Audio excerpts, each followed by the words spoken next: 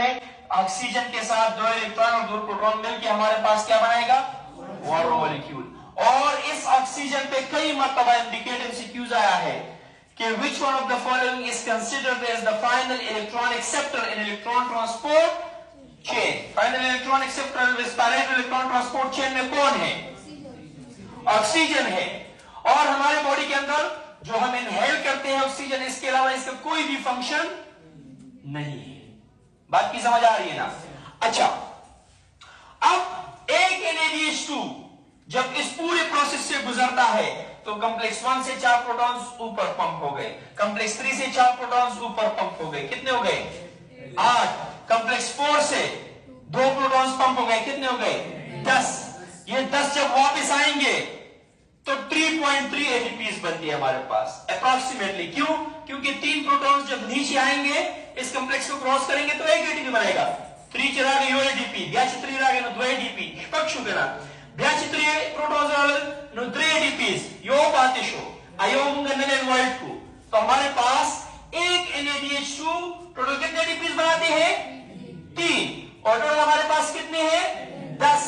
10 multiply by 3 is equal to 30। तो जितने भी NaDH2 इन सारे प्रोसेसेस में बने थे उसमें हमारे पास 30 ATPs बन गए। अब सेम प्रोसेस FADH2 का भी होता है। किसका होता है FADH2।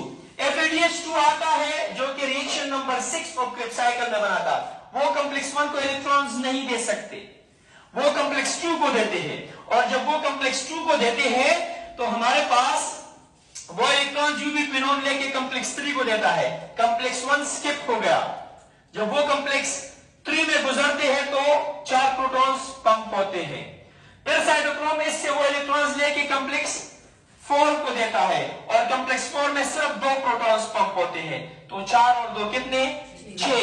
जब ये 6 वापस आएंगे तो कितने हमारे पास ATPs बनेंगे 2। तो एक FADH2 हमारे पास कितने प्रोटॉन कितने ATPs बनाते हैं 2। एक FADH2 2, तो 2 कितने बनाएंगे क्योंकि 2 बनेंगे ना 4। तो हमारे पास 30 और 4 कितने हो गए 34 ATPs। आप याद करें क्रिब्स साइकिल में 2 ATPs बने थे तो 34 और 2 कितने हो गए 36। आप याद करें हमारे पास ग्लाइकोलाइसिस में भी 2 ATPs बने थे तो 36 और 2 कितने हो गए 38।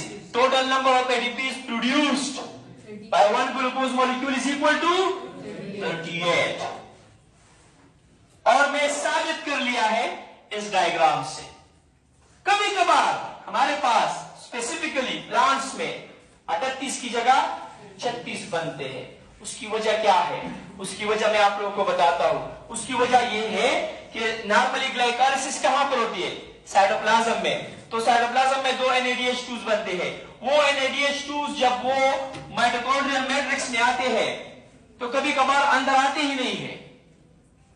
कभी कभार अगर अंदर आ गए तो 38 ATPs बनेंगे। अगर अंदर आने की जगह एक एक्सटर्नल डिहाइड्रोजनेस कॉम्प्लेक्स है जो कि कॉम्प्लेक्स 1 के बाद आता है, अगर इसको अपने इलेक्ट्रॉन्स दिए तो फिर 36 ATPs बनेंगे। कैसे? जब वो इस कॉम्प्लेक्स को देते हैं एक्सटर्नल NaDH2 डिहाइड्रोजनेस को तो वो इलेक्ट्रॉन्स यूबीक्विनोन लेता है। यूबीक्विनोन इसको कॉम्प्लेक्स 3 को देता है। कॉम्प्लेक्स 1 कंप्लीटली क्या हुआ स्किप हुआ। तो कॉम्प्लेक्स 3 में जब जाता है तो 4 प्रोटॉन्स की पंपिंग होती है। कॉम्प्लेक्स 4 में जब जाता है तो 2 प्रोटॉन्स की पंपिंग। वो NaDH2 जो नॉर्मली 3 ATPs बनाता है, यहां पर अगर एक्सटर्नल NaDH2 डिहाइड्रोजनेस ने उसको कैप्चर किया, उससे इलेक्ट्रॉन्स लिए, तो कॉम्प्लेक्स 1 स्किप हो जाएगा। Complex 1 skipping mean 4 protons pump नहीं होंगे। तो हमारे पास 4 और 4 कॉम्प्लेक्स 3 और 4 वाला 6 बन गए। जब 6 वापस आएंगे तो 2 ATPs बनेंगे। और हमारे पास बाहर कितने बनते हैं ग्लाइकोलाइसिस में 2 बनते हैं ना, तो 2 NaDH2 2 बनाएंगे और बाकी 8 3 बनाएंगे।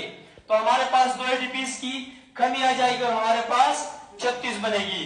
और ये मैं अकॉर्डिंग टू टीजेंजैगर बता रहा हूं जो हमें ये कहता है कि प्लांट सेल में सिर्फ ये एक्सटर्नल डिहाइड्रोजनेस होता है NaDH2 डिहाइड्रोजनेस, और प्लांट्स में पॉसिबिलिटी है कि 36 हो या 38, ताकि एनिमल्स और अदर सेल्स में 38 ही एटीपीज बनेंगे। That is what I have for you people in today's lecture. Any type of questions you may ask.